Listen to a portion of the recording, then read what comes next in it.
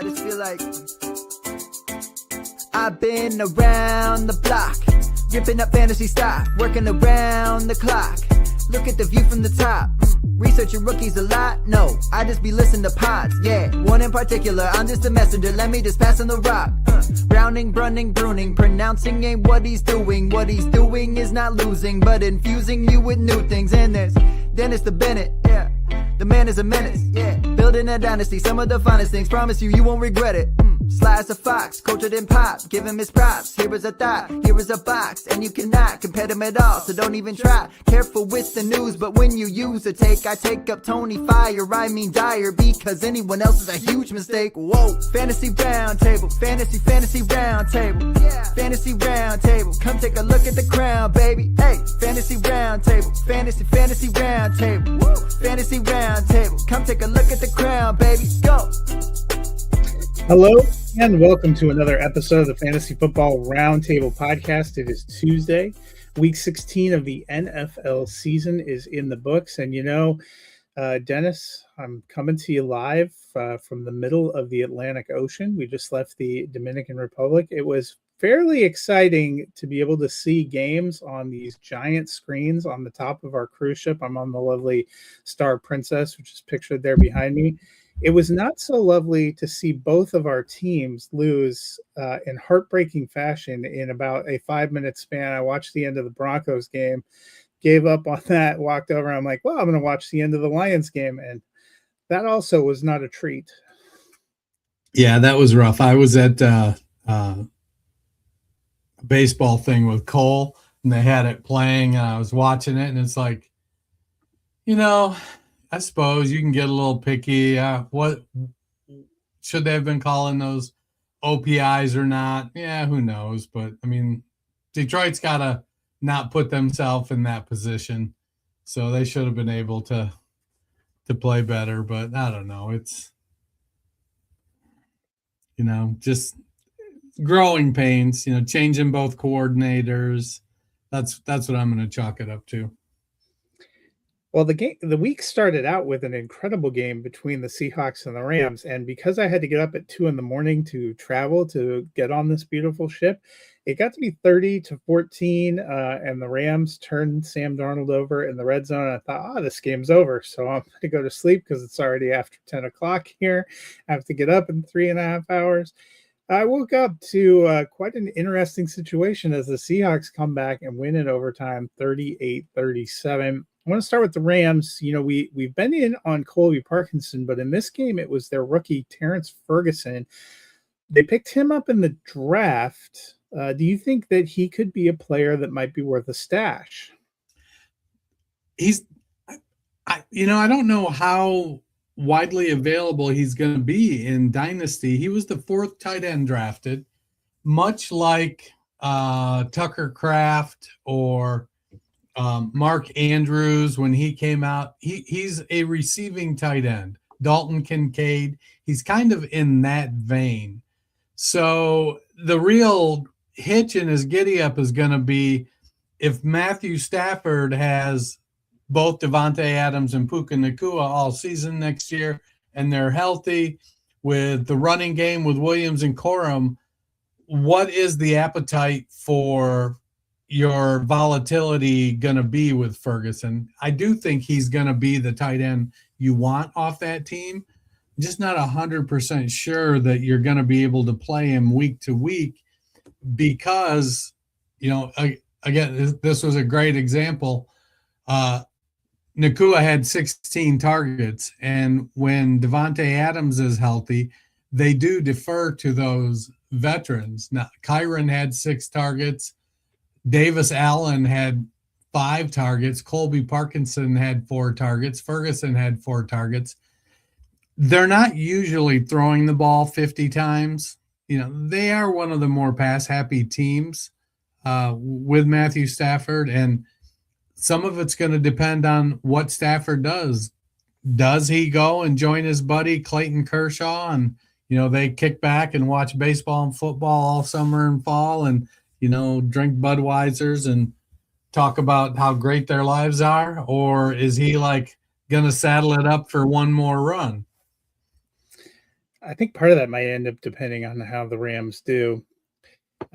For Seattle, the Rams have been kind of a house of horrors for Sam Darnold, not just as a Seattle Seahawk, but last year when he was a Viking. He did not start out great, but he sure closed with a flourish. Was this a big kind of get over the hump game for Sam Darnold? It was. And it may go back to the status quo going forward, but he got over it on this game. He still threw 2 interceptions, took 4 sacks, was more productive in the second half than he was in the first half.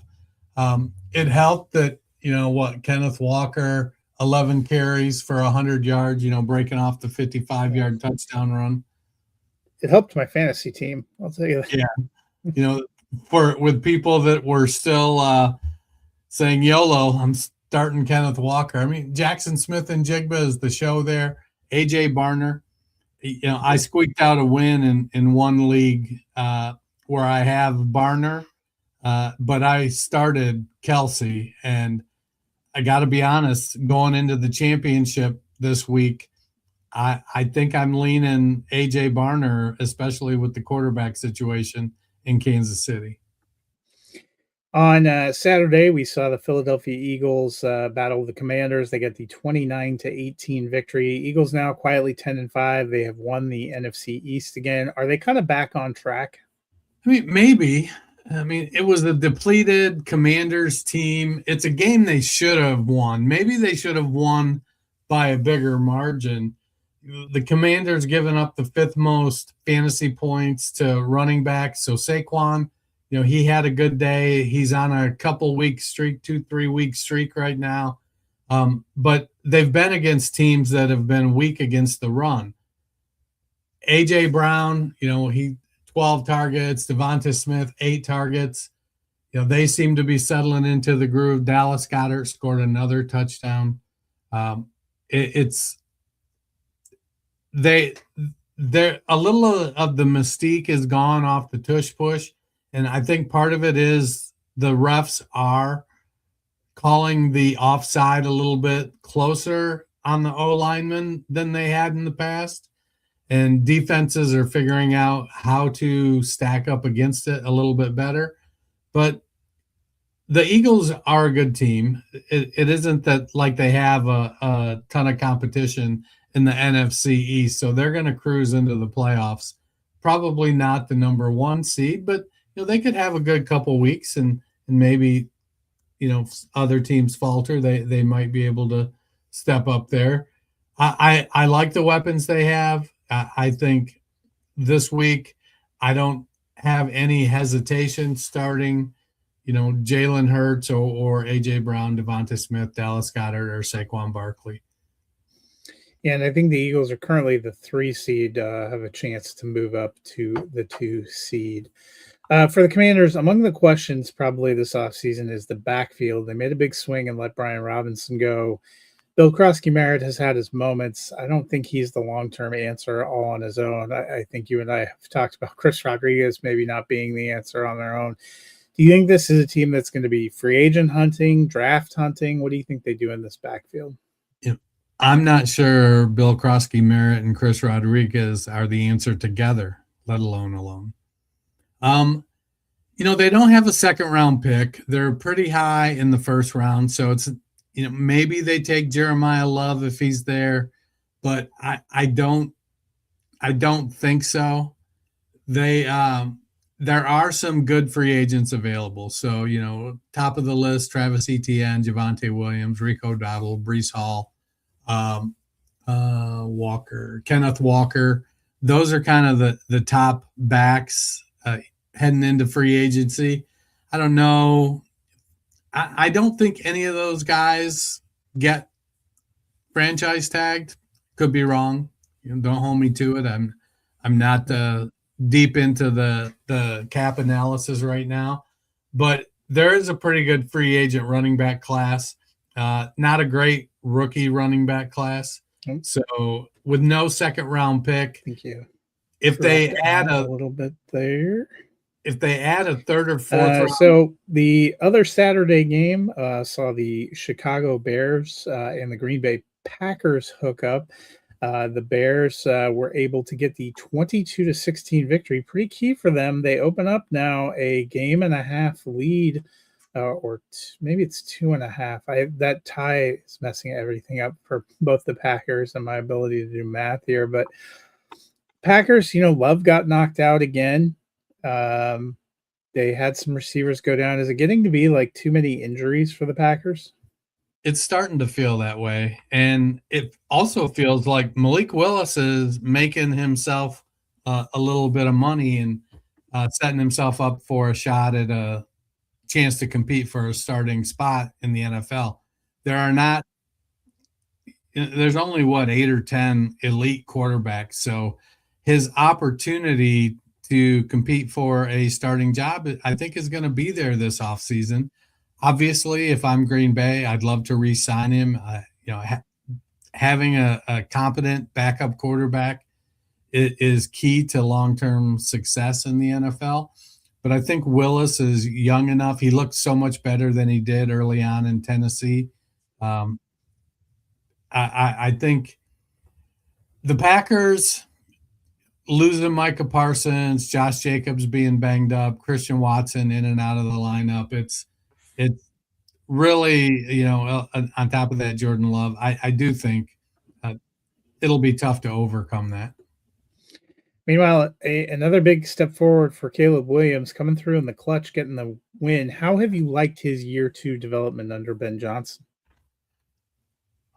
I like the year 2 development, but he's only year 1 under Ben Johnson, so it'll be interesting to see how he grows.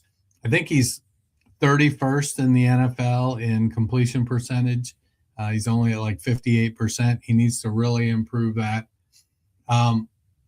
His touchdown percentage is just below the league average this year, but his interception percentage is the 3rd lowest in the league. So he's using his legs when he gets in trouble. He's not making throws that are getting picked off. They do have weapons with Loveland and Odunze and DJ Moore. The running game with Swift and Monangai looks good. So I'm excited to see, can they take a year 2 step with Ben Johnson in that offense? The Buffalo Bills went to Cleveland. They were up big early, but ended up holding on 23-20. Tighter game than I think we were expecting. Did this say more about the Browns defense or the Bills maybe not being all into it, a game between a couple of bigger games for them? Yeah, it kind of felt like they played down to their competition a bit. Allen only threw the ball 19 times for 130 yards. It was the James Cook show on the ground. It felt like they just were like, we don't need to do anything crazy. Let's just play the game, get out of here healthy, move on to next week. Meanwhile, for the Browns, brutal injury for Quinshon Judkins. His season is done. Shedeur Sanders got knocked out with an injury. Jerry Jeudy hasn't looked good. David Njoku can't get on the field. What are you investing in long-term in terms of dynasty with this Browns offense? Harold Fannin. Love Harold Fannin. I think he's great. He's making David Njoku expendable pretty quickly. I think Dylan Sampson, there's a little bit of tandem back to his game. He's not a guy I think you can count on for 20-plus touches a game, but you can split a backfield flex players, and maybe Judkins ends up being that guy when he gets back. His prognosis, I think, is pretty good. He did. The injury was pretty brutal, but he should recover just fine from that. See Raheem Sanders getting a little run there. I don't know that I'm willing, but watching him earn his keep a little bit there to become the RB3 is nice to see. Are you muted, or it's my computer doing screwy stuff? The Los Angeles Chargers went and battled the Dallas Cowboys, got the 34-17 victory. Despite the offensive line issues, Justin Herbert just keeps producing, made it into the Pro Bowl, had another good game. Has this been a good step-up season for him? Yeah, I mean, big, he's and he can throw the ball very well. And so his ability to get away from some of the oncoming rush with those injured offensive linemen has been key to their ability to score points. The running back game with Kamani Vidal coming on while Marion Hampton was out was big. Oronde Gadsden put up some really big numbers. And so they have a really, really deep receiving core. I'm not sure that Keenan Allen sticks around another season. This might be his ride off into the sunset season. But with their depth with Trey Harris and Quentin Johnston, Ladd McConkey, and Oronde Gadsden, they do have they do have a very productive offense.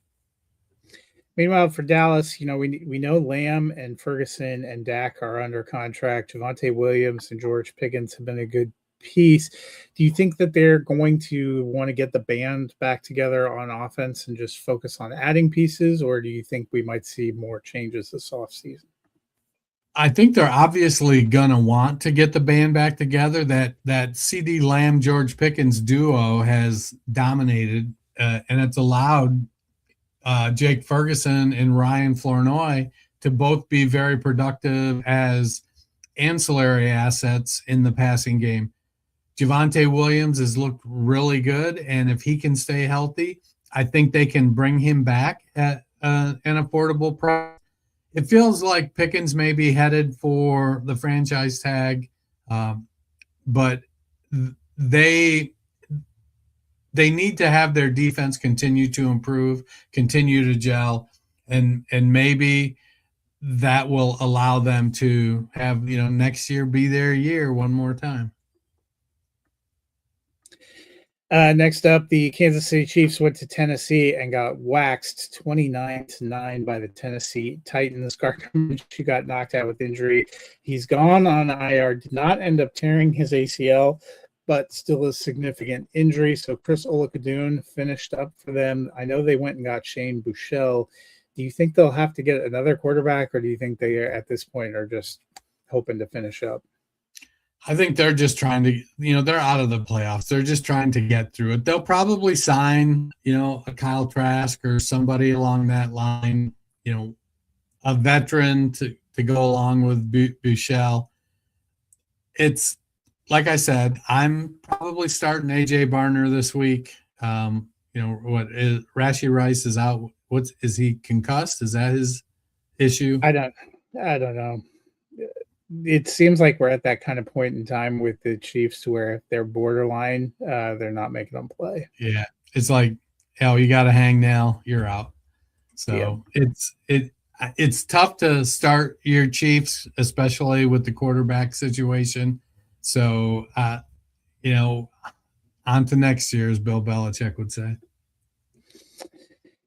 Next, the Tennessee Titans, they get the win here. It moved them to 3-12. They actually now sit with the number 5 pick. We're kind of at that point in the season where some of these bottom rung teams, was it actually good for them to win? So, yes, I think it was. The issue, though, is that it sounds like they're going to fire their coach. And now we're in that cycle of... Well, they already fired their coach. Oh, that's right. They did. So they're going to bring in a coach. Now we're in that cycle of regime drafts a quarterback. Regime gets fired. New coach comes in, has to take over old regime's quarterback. Maybe they fit, maybe they don't. We're in that cycle. I like that Cam Ward has played better. He has a 75% completion rate through 2 touchdowns. He's got a little mobility to his game. They don't have a bona fide stud receiver. Gunnar Helm has looked pretty good coming on at the tight end position. Chigo Okonkwo has been playing well. Tony Pollard and Tyjae Spears are with Spears being able to finally stay healthy, make a nice pairing in the backfield, though they're both very similar backs. It isn't like, you've got the early down, the late down back. They're kind of interchangeable, but they're both being productive. I don't know. We'll have to see what the new head coach coming in, hopefully, if they're winning, they don't need a quarterback, and there's not a lot of quarterbacks in this draft.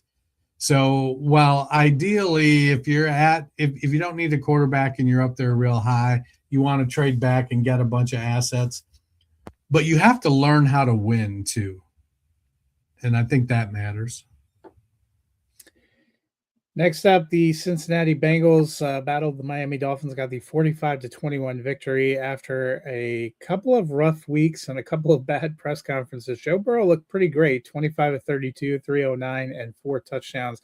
Did this make you feel a little bit better about Burrow and the Bengals? Well, it's good to see Burrow have a good game, but let's face it, it wasn't like he was going up against the monsters of the Midway. The Dolphins are a team. I don't think disarray is how I would characterize them. Mike McDaniel, it was just announced he'll be back next year. They got to go get a new GM. And it was wild because they've been fighting for McDaniel, and it just seemed like they couldn't get it done this game. And maybe that was because they were starting a rookie quarterback, a rookie 7th-round quarterback. Ewers didn't have an awful game. He did throw a couple picks, but he threw for 260, completed 67% of his passes. Achane got banged up. It seemed like Jalen Wright was going to be the forgotten man with Ollie Gordon coming in, but now that Wright is healthy, he's completely sidestepped and went around Ollie Gordon.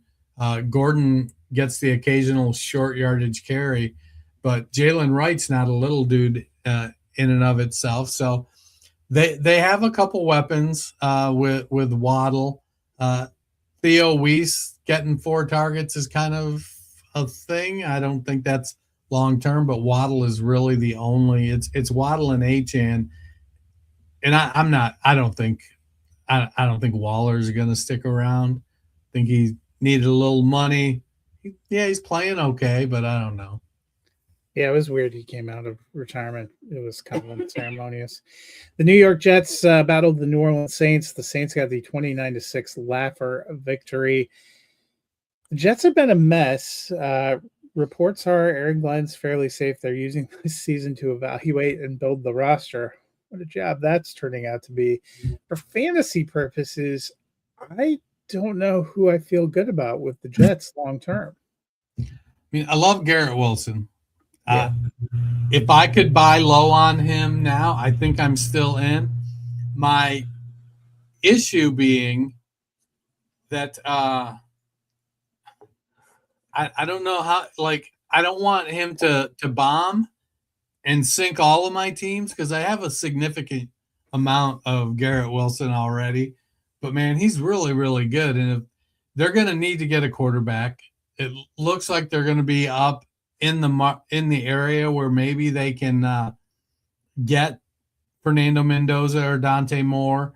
I don't know that Ty Simpson is going to go that high, but you never know, and somebody may get hot. That kid out of Cincinnati, Sorsby, is making a little bit of noise as a smaller school guy. What they going to do with Breece Hall? Are they just going to move on to Isaiah Davis and Braylon Allen? Let Breece Hall, I mentioned it earlier, one very good free agent running back room. I like what A.D. Mitchell's doing, and I like John Mechie. He had 5 targets as well. So with Wilson, Mitchell, and Mechie, I like that receiving core. And then Mason Taylor at the tight end. They need a quarterback. Where are they going to get it? I think too, if they go Mendoza or they go Moore, even if they start those guys, you need a veteran backup. You can't go into the situation with Dylan Gabriel backed up by Shadur Sanders. Unless you're Cleveland. Meanwhile, for the Saints, I kind of like what we're seeing from Tyler Shough. Another good game for him. Chris Olave, Juwan Johnson seemingly doing well. What what did the Saints need to add this offseason? Yeah, their defense has gotten old. They need to upgrade the offensive line. I don't know what's going on with Alvin Kamara. He's 31 years old now. He's getting up there. Got banged up on a bad season.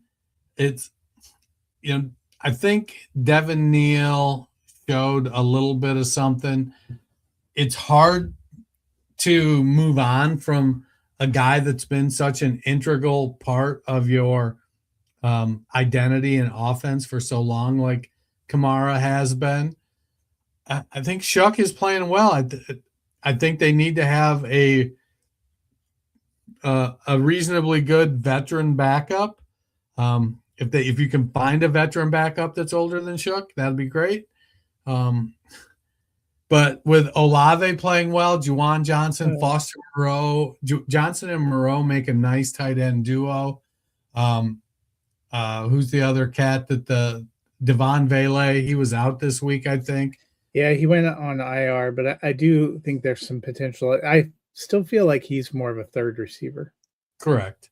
So, but they could, if they run Johnson as their 2 and Olave as their 1, and if you're getting anything out of the running game, it did feel like it might have been the last home game for your boy Taysom Hill, though.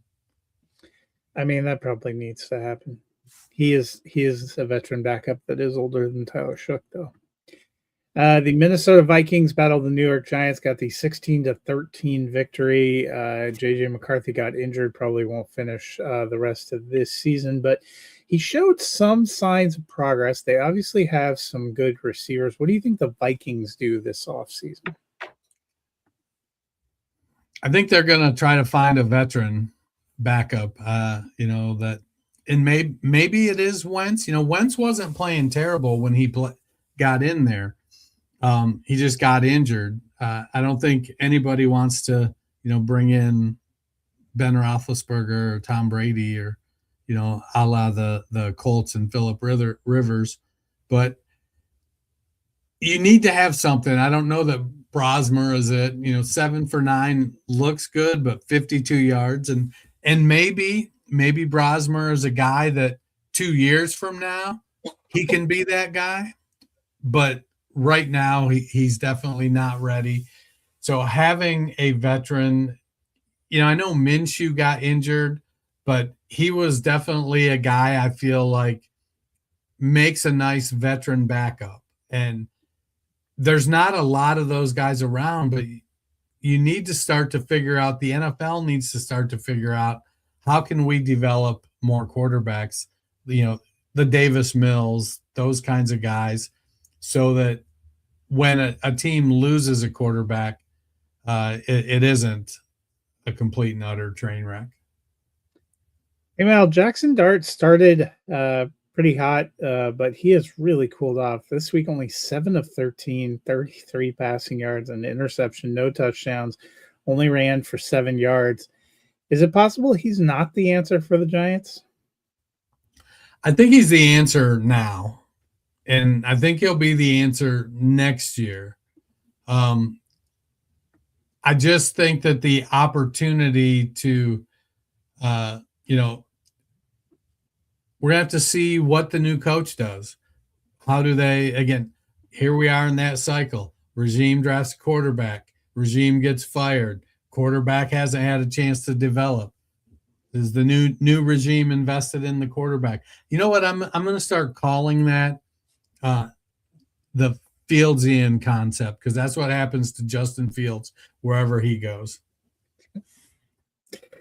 The battle for the NFC South took a turn on Sunday. The Carolina Panthers hosted Tampa Bay Buccaneers, first of 2 meetings here in the last 3 weeks. They got the 23-20 victory. They are now 8-7, leading that division. The Buccaneers, who started promising, are now 7-8 in a trail position. Are they going to mess around and actually miss the playoffs? I mean, right now they're the 10th seed, so they're more than a couple teams out. Yeah. So, well, basically, their only path to the playoffs is to win the division. It's been that way for a while, but I refuse is the wrong word. I just never thought they were actually going to blow it to Carolina, but it Right. sure looks. I mean, they've got a ton of pieces. They've got a solid run game. They have a great wide receiver core that's struggled with injuries this year, and a quarterback that can get some stuff done. But some teams just have your numbers. Some weeks it's just not your week, and maybe it's just a situation that it just isn't their year this year. Meanwhile, for the Panthers, Bryce Young, not flashy, but 21 of 32, 191 yards, had 2 big touchdowns, no interceptions. Do you like the way that he's coming together here under Canales? I do. I think that what is this his second season with Dave Canales? Second year with Canales, yeah. Yeah, because he, again, another example, quarterback from the previous regime. But Canales is great with quarterbacks. He did it with Geno. He did it with Baker. Now he's doing it with Bryce. Bryce has a career-high completion rate, career-high in touchdown passes, and he's tracking for a career-high in passing yards. They have some good young weapons with Teteroa McMillan, Jalen Coker, and Jatavian Sanders. With Rico Dowdle being a free agent, it'll be interesting to see what they do at the running back position. I'm not sold on Jonathan Brooks really getting back and establishing himself after, having to have 2 complete knee transplants. They like Chuba Hubbard, but Hubbard did not have the explosiveness this year that Rico Dowdle possessed. So we'll have to see what they do there. Obviously, and always you want to make sure you keep your offensive line good, especially when you've got a 5'10" quarterback. The Jacksonville Jaguars went into Denver, got the 34-20 victory. Don't look now, but the Jaguars 11-4, 1 game back for potentially being the number 1 seed in the AFC. They are sitting as the number 3 seed right now, have a lead in the division. Are the Jaguars for real? I'm saying yes. I mean, I'm not sure Parker Washington is, but that team as a whole, Travis Etienne's playing well in both phases. He's not super efficient on the ground, but Trevor Lawrence has the mobility to get out and do stuff. Jacoby Myers has came in and basically become their wide receiver 1, which may in the long run end up being a good thing for Brian Thomas. We'll have to see how this continues to flesh out. I do think as an athletic talent, Brian Thomas is leaps and bounds ahead of Jacoby Myers, but we see it all the time, with players at different positions. It isn't always about the athleticism. So Brian Thomas needs to kind of get his shit together. They've got some good pieces, and their defense is playing very well. Meanwhile, for Denver, not only a loss to end an 11-game winning streak at the end, very end, when they couldn't really come back, Pat Bryant takes a tremendous hit. He got carted off, not likely to play on Thursday when they battled the Chiefs. Could this be a concerning injury for a team that was kind of starting to get its passing game together? Concussions are always concerning, and I think they probably are getting more out of Bryant than they thought they would. So it's been sort of a bonus season for him as a rookie. I think he's going to stroll into next year, and him and Franklin and Cortland Sutton are going to be established as a nice top 3, with Marvin Mims as your 4, providing some explosive opportunities in both the passing game, in the end arounds, and in the return game. So I like Pat Bryant. I think he's going to have a decent career. I love Cortland Sutton, and it feels like Bryant is going to be, he's going to be the DeAndre Hopkins to Andre Johnson's Cortland Sutton. Meanwhile, the Atlanta Falcons went to Arizona, got the 26-19 victory over the Cardinals. Another good game for Kyle Pitts, 557 and a touchdown. Where do you think he plays in 2026? It feels like he could be a prime candidate for the franchise tag. Just to see a lot of them. London comes back and is fully healthy. Do we end up with Pitts just kind of disappearing and fading away? If they can get it so that Pitts and London and Bijan can all coexist at a high level, it could be a very dangerous team. Meanwhile, another confounding game for Marvin Harrison Jr. He returned from injury. It's only 3 targets, only 1 reception for 14 yards. He's nowhere near going to return the value as when he was drafted as one of the top, 2 or 3 picks in a rookie draft. It's feeling a little bit to me like what it felt like after you'd taken Jerry Jeudy a couple of years ago. But how are you feeling about Harrison in Dynasty? I still feel optimistic. I feel like the heel probably is still bothering him a little bit. And for whatever reason, with Harrison only getting 3 targets, you would have expected, oh, well, Michael Wilson must have got his 8 or 9. But Wilson only had 3 targets as well. So it was one of those kind of weird situations. Elijah Higgins, their second string tight end, put up 7 catches on 8 targets for 91 yards. And it was just like, where the heck did that come from? Michael Carter had an okay game on the ground. Corey Kiner stepped in, and Imari DeMarcado. So they kind of went running back by committee there. I'm still okay. Like Harrison, I may be overweight on him as well. So I don't know how aggressive I'll be getting him in the offseason either, but it feels like he's going to be somebody that can be had at a very reasonable price. The Steelers went to Detroit, as mentioned above, got the 29-24 victory. Don't look now, but Jaylen Warren quietly putting together quite a spectacular season. He was great on Sunday, but he's been pretty solid all season, sitting at running back 17. I think a guy that went a little bit under the radar coming into the season. How are you feeling about him for Dynasty? I'm nervous about him for Dynasty. If Rodgers is back, it feels like Rodgers is going to want to bring back this core group of players that he's played with. He's going to want Gainwell. He's going to want Warren. He's going to want DK Metcalf and the 17 tight ends that they play. So for me, it feels like he's somebody that I'm probably not looking past next year with him. But he signed through 2027, and what's the end sign? He's got an $7 million cap hit in 26, and about $4 million in dead cap after that. So they can get out of it. Gainwell is a free agent. We'll have to see, is Caleb Johnson going to be able to do anything? Have it?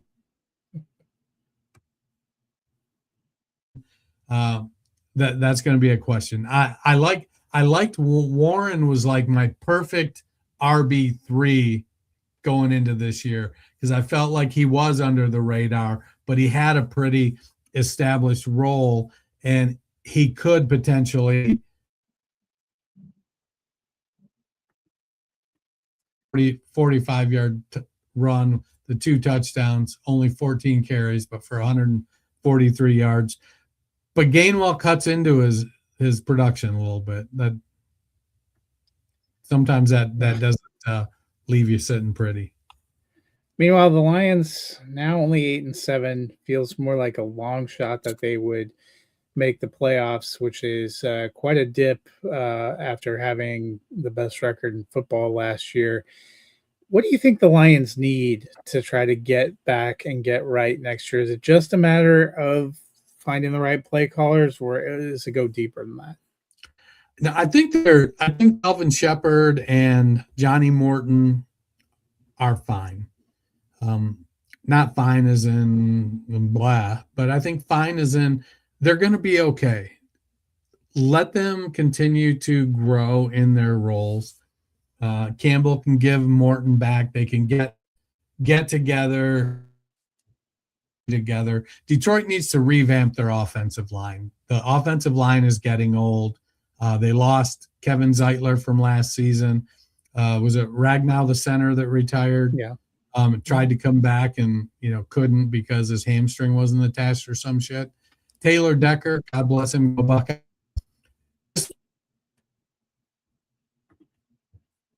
Inconsistent because he's banged up or he's missing time. Penei Sewell and Tate Ratledge are their two young guys, and they need to add to that. They need a couple offensive linemen to come in, and they need to continue to build on the defense. They added a lot to the defense last year. Let's keep building it. Let them mature. I think they're going to be back in the hunt next year. The Raiders went to Houston, and actually a close one, 21-23. The Raiders didn't get the victory, but Geno looked better. They got Ashton Jeanty going on the ground and got a touchdown passing. They got Brock Bowers going. Was this maybe a positive step in the right direction for the Raiders? So, if you've been following me on Twitter, you've seen me talking about how I decided to sit Ashton Jeanty in the show semifinal for Audric Estime and sit Jaylen Warren for Christian Watson. Needless to say, I lost by 50 points, which was terrible. But in my defense, let me get back here to where did it go? Ashton Jeanty up to that point in the last, so he had 33.8 points this week.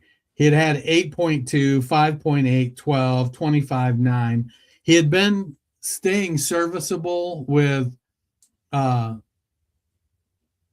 passing down work, but they were going against Houston, who's the best defense.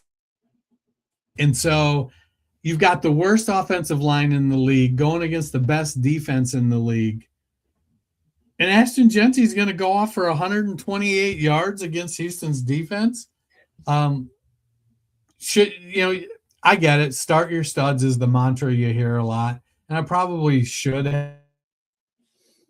But I think it was as much a case of Houston playing down to their competition, and kind of just sort of getting by.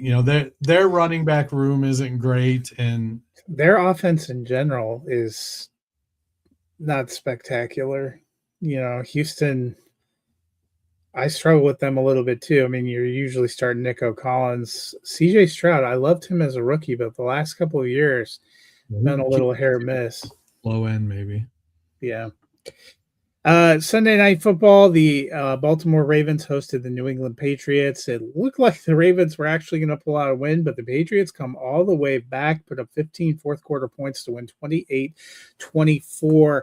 Was this kind of a big stepping stone for Drake May? Obviously, the Patriots kind of faded against the Bills the week before. It looked like they were going to suffer another tough loss, but he was able to keep his composure and bring them back. Is this a good step for the young quarterback? Yeah, you always want to see, your early career team leaders rise to the occasion. 44 passes, 380 yards, 2 touchdowns, an interception, 25 yards on the ground. Ramondre Stevenson, they only ran the ball 13 times with Stevenson and Henderson got injured, and I think he's done for the rest of the regular season. It was, there's been a lot of talk about Drake May for MVP. I don't know how legitimate that's going to get taken. He played well. He got all targets to Stephon Diggs. Mac Hollins, it was his week to be the number 2. Kayshon Boutte had a chance, but he had a couple, of those diving catches he does that just didn't hurt. I would love to see Kayshon Boutte get 6-7 targets a game. There you go, kids. Yeah. But they only want to give him, 2 or 3 targets a game. And so with him, you're counting on that 30-yard diving touchdown grab. Hunter Henry has been consistent all season, pretty reliable. Outside of Diggs and Henry in the passing game, it's kind of a whack-a-mole, Russian roulette kind of thing. Meanwhile, for the Ravens, 7-8, now 2 games back of the Steelers. A lot of conversations about whether this iteration of Lamar Jackson, Mark Andrews, Derrick Henry, John Harbaugh is done. What do you think the future holds for the Ravens? Well, it sure feels like it, doesn't it? I mean, Derrick Henry had a good game, but there were a couple points in there towards the end of the game where it felt like the Ravens should have been grinding it out with Derrick Henry, and he wasn't in the game.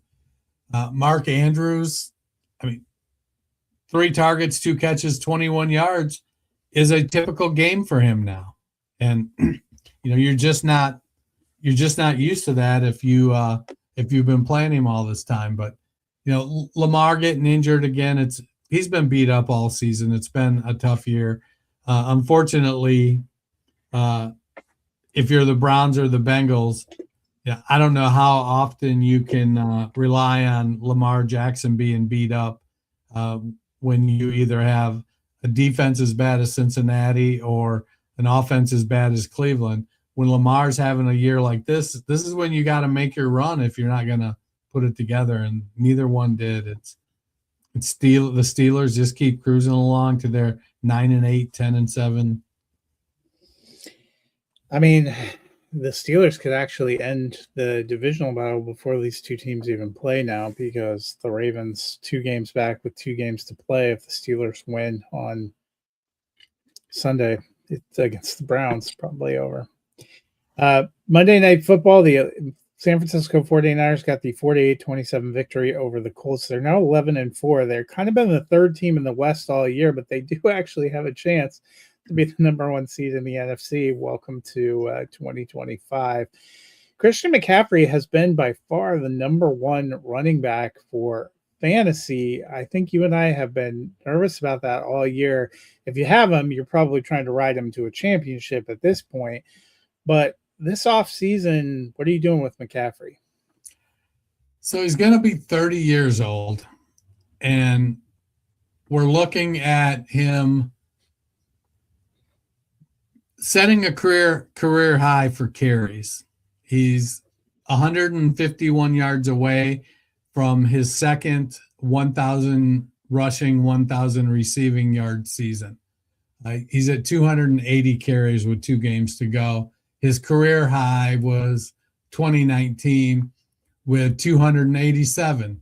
You know what happened then? Oh, he also had 1,000 yards receiving that year. And then he played 10 games the next 2 seasons. Then he came in 244 carries, 1,100 yards, 750 yards receiving. You know what he did then? Missed 10 games the next year. Missed 6 games the year after that. And then in 2023, 272 carries, almost 1,500 yards rushing, 560 yards receiving. And then last year, you know what he did? He missed 13 games. Now he's racking up it just feels like he's got a skill set that he can play 7 or 8 more years if he doesn't run the ball. Like, he's great when he runs the ball, but he's not being efficient this year's a career low, 3.7 yards per carry. So super inefficient, but he's putting up touchdowns. He's in line for his 3rd double-digit touchdown season. But the track record of what happens when he gets this workload is just so bad that it feels like next year is going to be 4 games and lots of lucky time. So I'm okay. After I get through championship week next week, I'm going to try to offload him. And if he ends up being an RB1 the next 3 seasons based on catching 80 passes a year, I'm okay with that, because he could just as easily, miss 12, 14 games each of these next 3 years. So the Colts fall to 8-7. They continue to have the most brutal stretch to end the year. Was this kind of the final blow? I thought Rivers looked good, kept him in it for a while. Their defense did him no favors. It feels like this is too tall a task with, I think back-to-back they close with the Jaguars and the Texans. Yeah, it's going to be a rough go these next couple weeks. So Jonathan Taylor's fading down the stretch, and God bless Phillip Rivers. It's been a great story, but holy shit, is that arm weak? It's he can't drive the ball 20 yards. Thrown so many underthrows to Tyler Warren, it was not even funny. And it's wild. The one receiver, if you were to say, Dennis, here's $100, go put it on the receiver that's going to be least likely to have success with Phillip Rivers, I'd have been, give me $100 on Alec Pierce. And Alec Pierce is playing, their deep threat. And maybe it's because Rivers just so doesn't want to get hit that he's throwing, his deep ball is 18 yards, and he's throwing it so quick that Pierce is like, oh my God, he's got it to me.